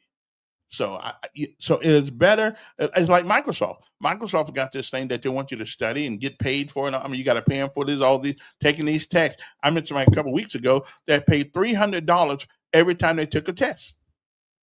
I forgot exactly what field. Oh yeah, it was in one of those sociology fields. They had to take a test, psychology fields. Called the test cost $300, and every time you failed it and you take it again, it's another $300. So why don't we just learn the test and then do it that way? But anyway, degrees such as generalized business administration, broad computer science without continued learning, basic mechanical engineering, general accounting, and many liberal arts or creative arts degrees are increasingly considered obsolete, useless for direct employment in the year 2025. Useless complemented with specialization. Okay, so unless you have some great some great I don't know some added skills. Um, we really need to think about our education and about what we sending our kids to school for. Again, psychology, archaeology. I mean, all these things. I mean, who cares about a dinosaur that was here a million years ago? I don't. Where you gonna get a job at that? McDonald's don't care unless you can show them how we can get more meat and pay less for it. So again, college degrees. Is there anybody out there that disagree with this? Okay. There's a lot of hoopla over the weekend because a guy named Charles Price, 55 years old, was charged with murder. Well, everybody thought it's a great. After everybody thought it was a great judge, Charles Price. It wasn't him. Okay. This guy was a white guy, and he was on the 2300 block of Troy Highway in Raymer around 7:55 a.m. The guy name is his name is Charles Price, but it's not the Charles Price that we think it is. The Judge Price. It's somebody else. Okay. So and this guy is 55. I think Charles. Yeah, he was in Vietnam. Yeah, so he's over 55 years old. Okay. Okay. Now, and to show you the stupidity of people, Here's a story about a woman who tears up a Little Caesars pizza because now this wasn't in Alabama. You would think this is a job in Alabama because she was charged $1 extra for extra sauce. So she tore up a Little Caesars restaurant after being charged an extra dollar. Now she's going to be in jail for a long time and all her sauce going to be free. Okay. I'm just saying. So, and that's where that sociology thing came from. I'm telling you about that sociology thing came from. I don't get it. Okay, I don't get it. I mean, so all this money that these kids are paying for all these degrees, and they don't fix anything. I said outside of science. Okay, um, I don't think psychology is necessarily science. I think it's more manipulation than science. But that's just one man's opinion. Okay. Now, in our up the street from us, a little town called Birmingham, there's a woman who has been indicted on charges related to stealing money from the United States government and lying to special agents in the Veterans Affairs Office. hmm According to the United States Department of Veterans Affairs, VA, the VA provides monthly benefit payments to eligible surviving spouses or dead veterans via the Dependency and Indemnity Compensation Benefits Program. Didn't know that. Uh, to be eligible, the DIC benefits program, a surviving spouse must meet several requirements, including having been married to to a veteran at the time of the veteran's death. Well, a woman, she wasn't married to him no more. She kept getting the money. Now she's going to jail. I don't, I don't know. I mean, they know when when you're married to somebody, right? Anyway, now moving on to something else. Mm-hmm. Yep. Yep. I understand. And the mayor's been spending his weekend trying to convince people that he ought to have a right to hire who he wants to hire, which I agree. Again, his whole thing, though, is not. It is not. It is just not about um, hiring who he hires. I think he gets a right to hire who he wants to. But I haven't really heard a great argument for not hiring except for the money.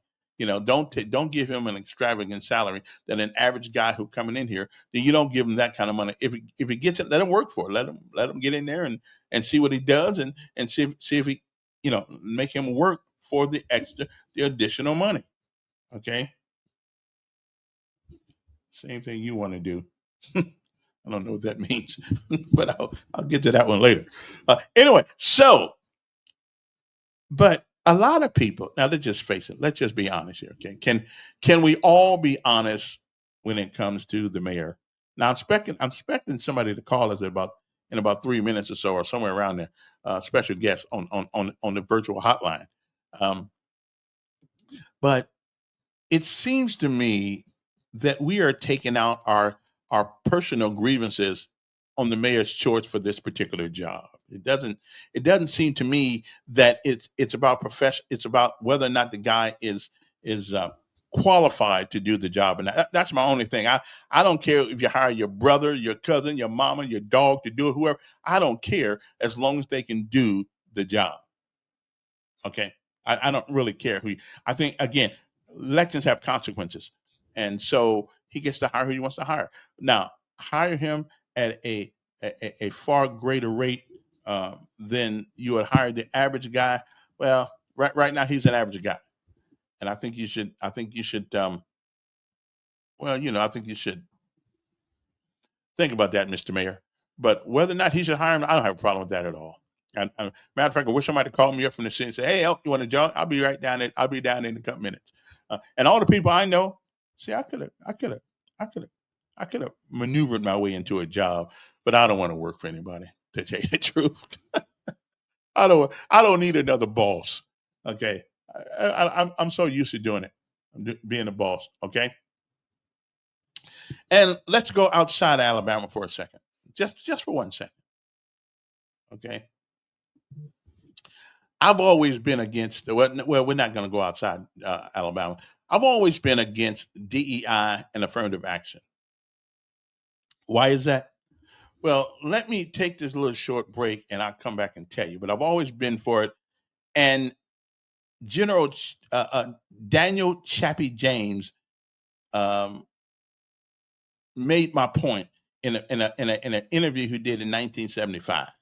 Okay, so let me take my little break here. I gotta get my cup of milk, but I shall return uno momento. Okay, so don't y'all go nowhere. We'll be right back. We change the world in history right here where we're from. It's no beginning to you and me, cause we're not done. In our city,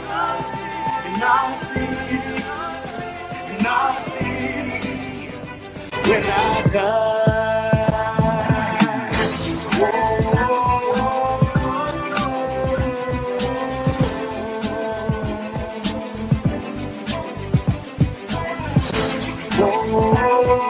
I appreciate that.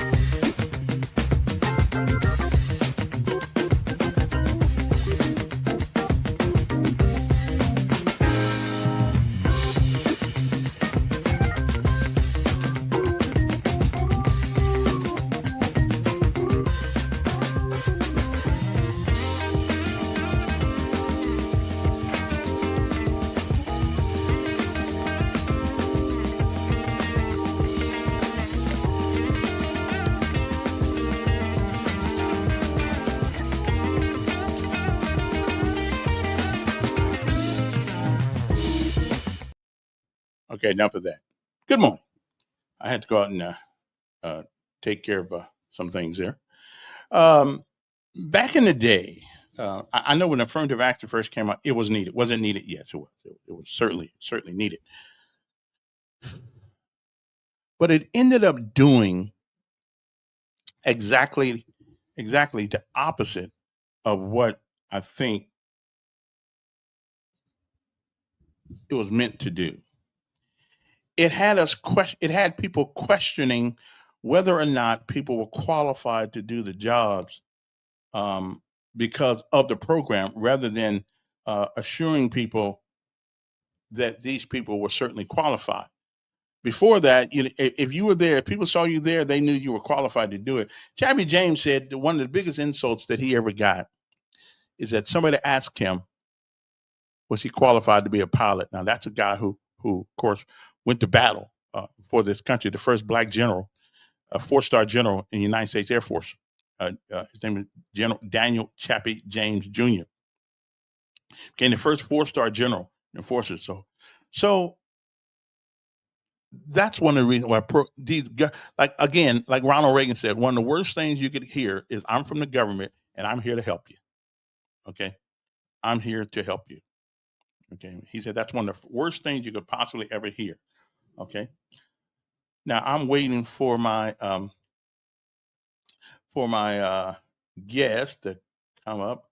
I think new chicken ventures opening daily. I don't know what that means. I don't think I want to work at a chicken place though. But again, brother get hungry enough, he'll do whatever he has to do. He'll yeah, okay. Yeah, but again, we back to Mr. Watkins. You can't pay if you can't get a job. Okay, you cannot pay your fee back if you cannot get a job. Okay, so well, it sounds good.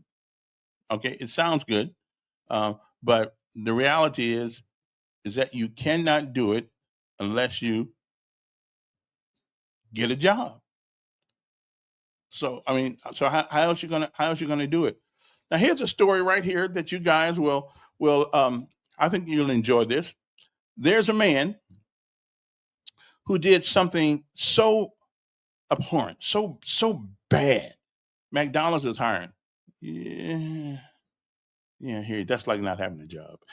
Anyway, so there's a guy who did something so bad, okay, that the judge looked at him before he sentenced him and gave him this sentence. I mean, this is bad. I have never heard this in my life.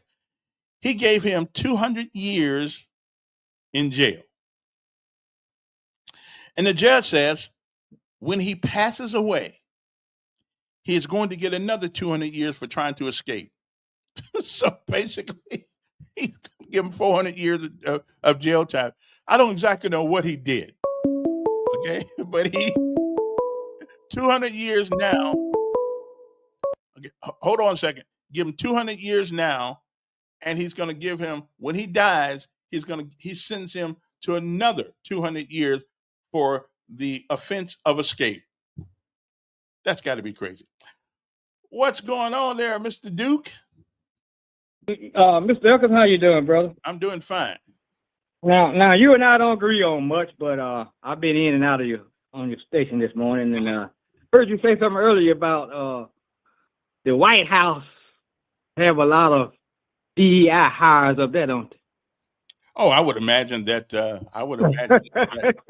Listen, I got some questions about some of the hires he had. One, he got so many DEI hires up there, attorneys and the Secretary of Defense and all that, and just throw anybody on the job because they told him that they like him. All you gotta do is tell him that he like him a little bit. Listen, once you're in the White House, you don't have to care what nobody says. But I do wonder. I'm still wondering about the Kennedy, and that's the only one that gets me boggles my mind is the Kennedy guy. In the medical, he's not a doctor. What about the attorney? What about the attorney that went after Comey and all of them because the other guy quit because he said they didn't have a case? So he hired some personal lady that with no experience, a DEI hire. You talking about? You talking about attorney? You talking about Bondi? This young lady that help people don't even know her name. but she had been an attorney. She was too. I'm talking about to be in that position. That the experience. She don't have the experience, and that's why you hire people and all that. I know, but listen. When you get a brand new lieutenant, when you get a brand new lieutenant that comes in the military, he don't know jack you. But guess who's in charge of? He gets to be. He was put in charge of me. He was over me by position. But Calvin, we've been hearing about DEI, that. So hell, what they were jealous because they wanted to do it themselves, or what? I would imagine there may be a little jealousy, in there. just like the Michelle Obama came up with the healthy kids in the schools, right? Mm-hmm. You remember the Republican had a fit over that? You telling our kids what to eat. Now they trying to tell us what to damn eat. Well, they've been trying to tell us what to eat since 1970. First of all, they told us toilet paper was bad for you. I know that, but Trump administration, the so-called conservatives, curmudgeon and all of them say, Michelle Obama trying to tell us what to eat. They're trying to tell us what to eat. It ain't right. Right, but every first lady, all of them, from Jacqueline Onassis to all of them, from Martha Washington, have had their own pet peeves that they've tried to put forth in our country. I don't have a problem with that. Michelle had hers. Nancy Reagan had hers. Everybody's got their own. Then they hired this guy, this Kennedy cat, that said he was at the airport, and he said, I was at the airport, and I looked at a few kids, and I can look at them and tell something wrong with them. Mm-hmm. Okay? That's what we got in the White House now. Well, but maybe he can. I mean, I don't know. I'm not a doctor. You can know. Is he a doctor, Kevin? Well, let me ask. Well, now let me tell you. Sankey. Only reason I found out I had diabetes is because he came in the studio one day and looked in my eyes and said, "You need to go to the hospital." I was feeling good, and I went over there. Man, my blood thing was like 750. So doctors, because he can relate to it because he had it himself. Okay? Right. But anyway, yeah. But I don't understand how Kennedy got in charge of this organization, HHS or whichever. He told, yeah. But it's only one person that didn't get a spot that told Trump he loved him. Who was that, Cam? Told Trump, I love you. He didn't get a spot on Trump team. His name is Tim Scott. Yeah, but Tim Scott, I don't like Tim Scott no way. I know, but he showed more love than any of them toward Trump. Well, next time he ought not tell him I love you. And that way you. Somebody somebody said that somebody went to reaching with me one day. You know when my game is tight, okay. Right. He tried to fast talk me, talking about we need him in the Senate, blah blah blah blah blah. Well, So, what I can't figure out. what about Marco Rubio? What about Marco Rubio? What Huh? about, I like him. What about? Well, he took him out of his spot and gave him a spot on his team. Okay. Yeah. Tim Scott deserves a spot on the team too. Maybe because he was a blackie. No, why. no, I don't think that's what Yeah. it is. Tim Well, Scott, wait. well. Tell me another reason why, Kevin. He Because wasn't put on the team. Tim Scott comes across as a person who, if you ask him if the moon is red, he'll look up there and know it's white and say, yeah, it's red. He doesn't sound like a person. What about Ben Carson? Ben Carson? What's his name? Ben Carson Wasn't he a doctor? Yeah, he was a doctor, and he hadn't proved nothing to know. Why he's not over the health thing, over this Kennedy boy? Now they put it, and again, I asked that question too. He was put into the housing HUD. I didn't understand how you put a physician. Listen, I don't know. If you're telling me that it has the look of hypocriteness. I couldn't argue with that. I mean, he's a doctor. Why not put him in charge of? I can go on and on with some other stuff, but Yeah. you get the gist of what I'm talking about here. Hypocrite and Well, maybe so. and But again, a little bit of this and a little bit of that. But wait a minute, Obama didn't put too many black folks in charge of anything. So get on him. He was the brother. Trump said that he wasn't going to do it. He called every job that a black held, he said it was DEI. Well, Every job that they held, and Trump went in there clean house. I didn't. He went in there clean house, but then he hired his own DEI people. Well, he has a right to hire the own people he wants to hire. Oh man! So why? I love to sit back and call this stuff out because they show a clip on TV. You know, wonderful thing about TV nowadays, they can show you what you said out of your own mouth. Okay. Yeah. I hear you. Mm-hmm. All right. Well. But anyhow. Yeah. Did your team win the weekend? Oh yeah. Notre Dame win. Yeah. And Alabama had a scrimmage. Okay. Alabama State had a scrimmage against A&M, but they still won. So we're gonna give them props for that. Yeah, that wasn't even. Then Auburn disappointed me in the weekend. I wanted them to do like LSU did. I wanted them to lose that game so we can get us a new coach. But no, they had to go then and. They won. Stupid game. Oh, they won. They won that. Yeah, they won that game. It hurt my heart. Well, I wanted Hugh Freeze out of there. Yeah. Okay. All right. Hey. All right, Doc. Appreciate it. Listen, I thought Auburn lost. I don't know where my guest is. Gary. See, this is the problem with being on early in I'm had to change my hours to go in the afternoons and evenings, so people won't have no excuse for not showing up. I mean, it ain't really, that it's not really that early. I mean, and all you need is a cell phone. But I did have a guest. That's why I never tell people who's coming. That way, if they don't show up, I don't look bad. Okay. Said Michelle sent her kids to private school. Well, they all do. They all send it. And most people who got any sense will send their kids to private school. Oh yeah, I do, don't I? Don. Yeah, that was a couple of years ago. You never went down and picked up the ticket, brother. Let me see now. What it says right here, should a civilian be able to pay our troops? Government shutdown on troops may not get paid. I think, yeah. I mean, what's the difference in donating that to that they always have us doing? You remember, Willie, when they almost mandated, and Lord have mercy, don't be an E5 or above. When they come around with the combined, what is that thing they have us? I mean, you got to give money. I mean, if you're an NCO and you don't give no money, they look at you like you done did something wrong. So, I don't have a problem. Listen, the troops don't care where the money comes from. They just need to know they need to get it. They don't care where the money comes from. Okay? As long as they getting paid, that's cool with me. Do you really care where the money comes from? As long as it ain't stolen money, we're good. Okay. So yeah, I don't have a problem with that at all. Okay. Now I will say one thing. At first, the shutdown didn't bother me because they've never been this long before. And now I'm understanding that it may be that some of these folks who get food stamps won't be getting them. Now that's getting serious when you have to feed your kids. Okay, now that's getting serious on right now. Now my problem is I can't tell who really is at fault here. I just can't tell who's at fault. The Republicans say that the Democrats want to give illegal aliens um, health care, or we can, I'd say this is one I think the president ought to just just just take one on the chin. And so I'll tell you what, we're gonna do that right now. But herein lies the problem. I just think I don't want people going around, and you know what month is coming up next, right? Thanksgiving month, and so a lot of people gonna need a little help already. Okay, which we're gonna do our helping hand thing this year. This helping hand thing again this year too. I'll let you know how that works out, how we're gonna do it this year if I get some help to do it. So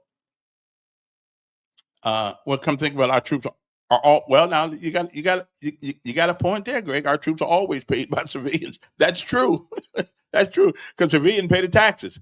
Yeah, so I don't see a problem with that. I don't see a problem, but I do see a problem with this delay, with this long ongoing fight between people who make a lot, 200 something thousand dollars a year, uh, and people that see what's that? What did that stand for? Dotson. What does that stand for? Oh, United Way. Okay, right. Federal campaign. It's not the same as billionaire making payroll, sir. Well, it may not be the same, but it's still the same money. And again, like Greg said, our troops have always been paid by civilians. So that's no big deal. It doesn't make any difference where the money. I don't care. And they're going to get their money back anyway, probably. They can loan the government some money until they get some. I mean, then we're going to pay them back. So I don't have a problem with that. Do you have a problem with that? I mean, do you have a problem with? I mean, the guy who's overseas right now gets to send money home. He don't care where it came from. Okay, combined federal campaign. That's right. And the combined federal campaign, my lord, they made you feel guilty if you didn't want to give nothing to it. Hey, listen, it ain't my campaign. I mean, especially don't be an E5 or above. My lord, they just kind of they beat you and all kind of things. So I always had to give something. Ain't gonna give a whole lot to it, but I did give a little bit. Yeah. Okay. So you don't disagree with that, do you, Willie? Our troops are always paid by civilians, and that's true. Okay. I don't know where my guest is because right now he's a little late, so he probably won't be here. He had to take the kids to school, so I knew he was going to be somewhere out there on the streets. But we'll see if he gets in. If not, we'll see if I can get him on here tomorrow in his in his in his in his glory out there. And y'all don't know who it is when he gets here. Okay. So who do you guys want to hear from anyway? Because in my problem, the reason I don't have a whole lot of guests is because when I get off the air, I can't think of who to call. There's so many people to call. So who do I call? So I don't end up calling nobody. So y'all tell me who you want to hear from. I'll do my best and get them on. Okay. The mayor comes on sometime, but right now he's going through his Watkins thing. Okay. Well, Willie, I am glad you asked that question. Every contribution comes with strings. The money we work for comes with strings. We got to pay taxes on it. Even though the government didn't help us get one little bit of it, we got to pay taxes on it. So I don't think we ought to be paying taxes on our income. It's our income. We work for it. Why in the world should a government entity take money out of my check before I see it? So everything has strings that comes with it. Okay, I don't care as long as these guys get paid. I think the president ought to give in on this one and pick this fight another day. It's getting too long now with people not being able to get the money that they need. And somebody gave me a list a little while ago, said, just about every Somalian in a country is on welfare. What's up with that? I wish he'd send it to me in my thing so I can use it. Yeah, they got to send me stuff to my email, my messenger, so I can get it and put it on the air because I can't do it on my phone. But okay, let's see. What strings does this contribution come with? Except they're gonna pay them back, hopefully, and they may have to give them a little interest on the money. But okay, I just don't have a problem. I wonder what the whole military, which I'm just paying the troops, not buying equipment and things of that nature. At some point, though, this is going to end. But I just think that I've never seen it go. I mean, I've always in the army. We always had times where where the government was shut down, something like that. So that's why, because I joined when Carter was president of the United States, and then come Reagan, and then come Bush. So it has always happened, but it has never happened this long before. And that does bother me because I'm not a complete heel. I think people, if people are depending on these things, then doggone it, they sort of need to get it. They need to get it right away, so they can make some of that turkey and dressing for Thanksgiving. Turkey and dressing and some sweet potatoes and things of that nature. I went in the store the other day and I see all the stuff they're already on the shelf. Turkey dressing, the pans to put the stuff in. I'm just saying. I think I'm going to use my cast iron skillet and make me a thing of cornbread. Yeah, and make a little dressing since Z ain't going to be here anyway. I think he's the only person like my dressing. Because I really don't know how to cook it anymore. But I did forget to put some last year. I forgot to put some celery in it. Okay, for addition to the East Wing. I'm convinced y'all just don't like Trump. yeah. Every president that has been in the White House has done something to the White House. I didn't even know that Obama put a basketball court in there.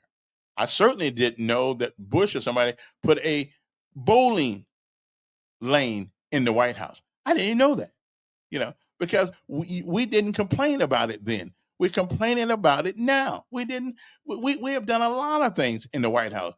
Now I understand there's some things that new plumbing, new AC and air conditioning, things of that nature. I understand those things get old and you got to take them out. But we sure do a lot of, complaining about Trump. Y'all got the TDS, the Trump deranged syndrome. I mean, the boy can't do nothing. Okay, he can't do nothing. I'm sure glad that he didn't paint the toilets in the White House black, because somebody swear him down. He did that because of black people. Okay, I'm just saying we can't we can't. I realize you don't like the guy, but come on, man. Everybody has done something. Okay, everybody has changed something in the White House. They all have. They all changed something in the White House. So I don't see what he did's a big deal. As a matter of fact, he said now that they're going to make it bigger, they'll be able to have more state-sponsored dinners, because right now you can only hold 200 people in there. He said if you want to hold more, then you're going to need more room, which is what they did. They got more room. Okay, that's all I'm just saying, y'all. Yeah, I mean, y'all do. Most of y'all got the Trump. It lasts for 35 days, John. I didn't realize that it was 1980. Oh, 1996. Oh, okay. Well, I was too busy trying to make a living then, so I didn't know that I had Z was 5 years old. I mean, Emmanuel was 5 years old then, so I was thinking about how to feed him. Okay, so it lasted 35 days. Wow, I didn't know that. Because I was too busy trying to work. So when you're out there working, when you got something to do, you don't have time to worry about it. You don't see. Charles, why you always so hard on a brother, man? Why you so hard on a black man? Okay, you're always hard on a black man. Now, I realize that we politically are on different spectrums. I got no problem, but I don't mind you being a Democrat. I mean, you're my man. Yeah. Okay, when I say you're my man, I don't mean my man. You know what I mean? Not that kind of man. I mean, you're my buddy. Okay. Who likes seeing the president greeting heads in a state in a tent? You got that right. In the greatest country on God's green earth, we're gonna meet the brother in a tent. Okay, it's bad. It's bad enough that we got to use that old limousine that they got. Okay, I'm just saying. So let's be reasonable about these things. We want to bring our heads of state to America, and we want them to be treated in the lap of luxury. Okay, that's what I'm saying. Here's a guy. Okay, so whose butt am I kissing now?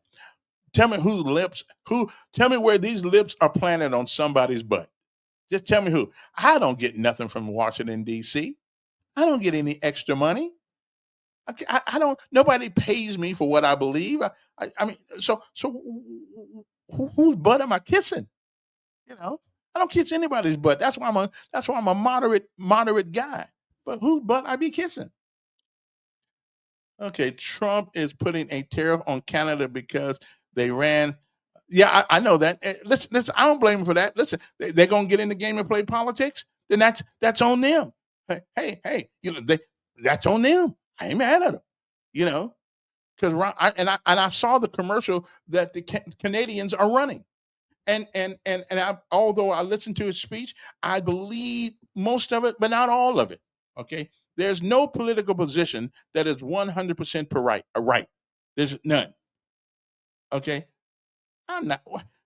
Trump wouldn't know me from a roach in the wall in the White House, way up high. So why in the world would I want to kiss his butt? Although I did have an opportunity to meet him a couple of years ago when he came to Montgomery.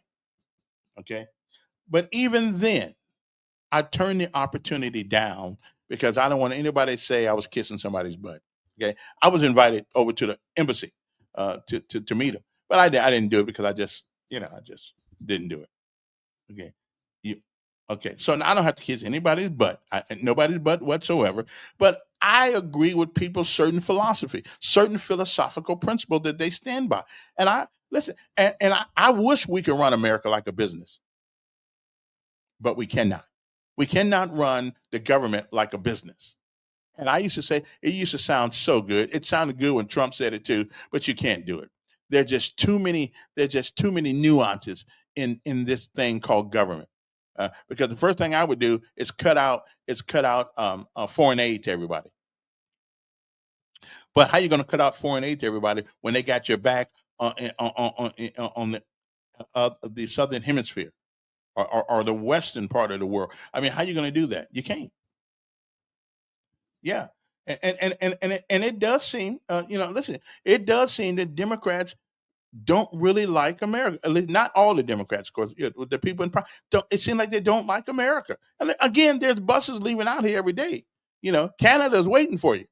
They don't mind you coming up there. And moving in. They don't care. I mean, and you listen. You don't even have to not go to war to go up to Canada now. You can live up there. Uh-oh. Okay, what was that? You didn't want him to do like he do all y'all blacks that kiss him. Well, I don't know what you mean by that, but okay.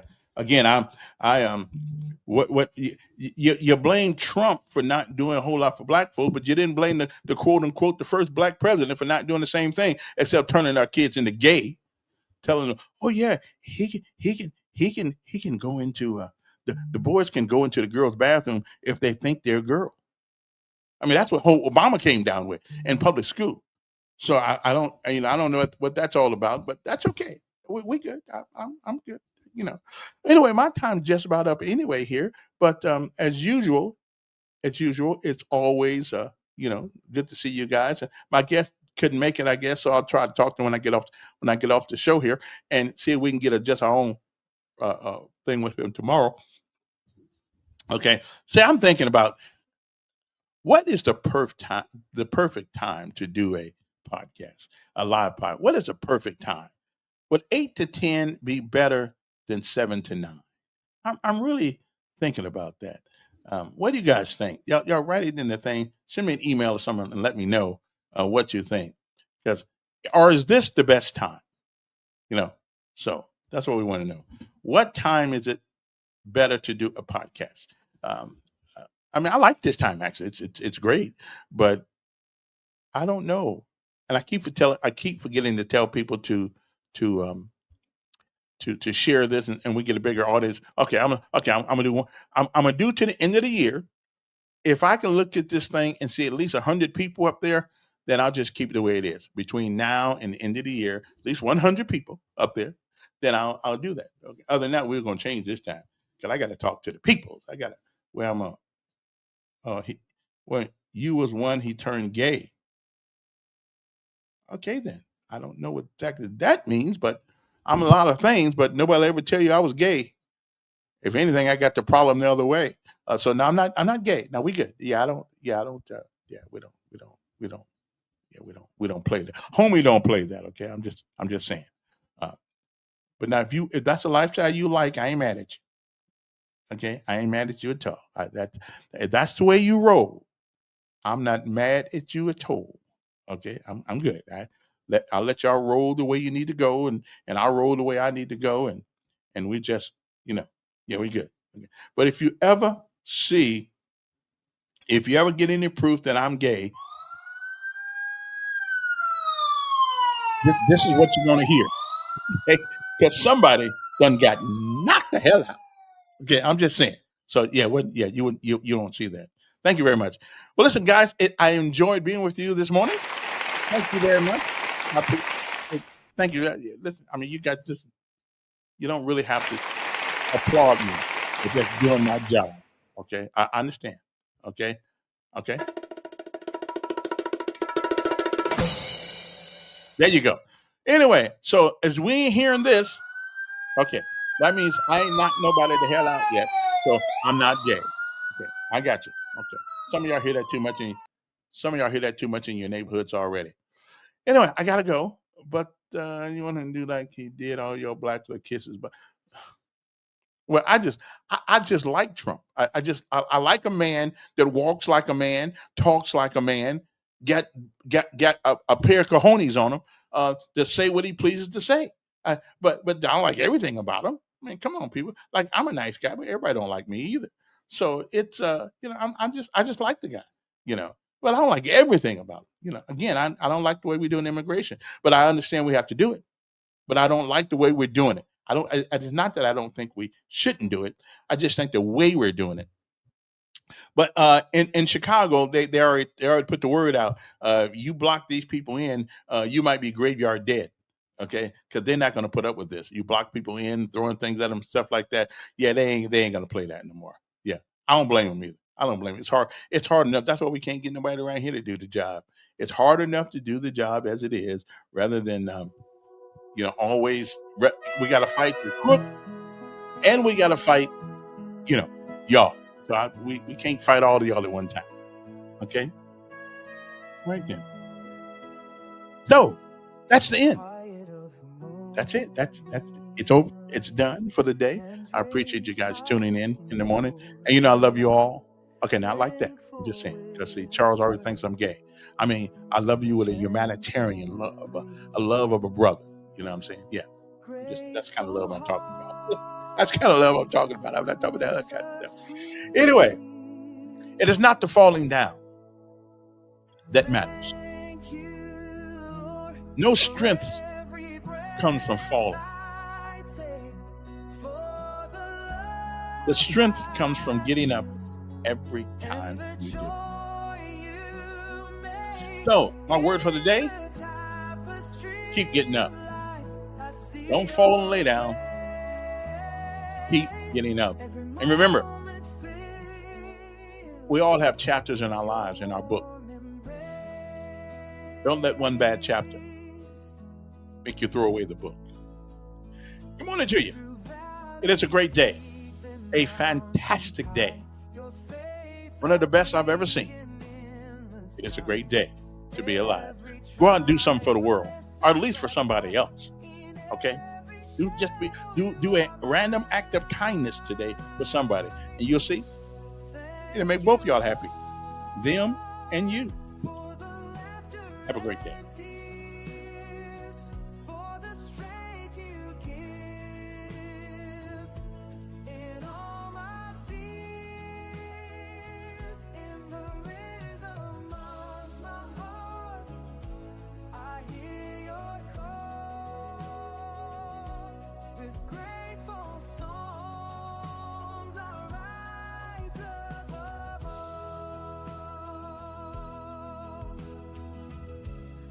Storms that rage in skies of blue.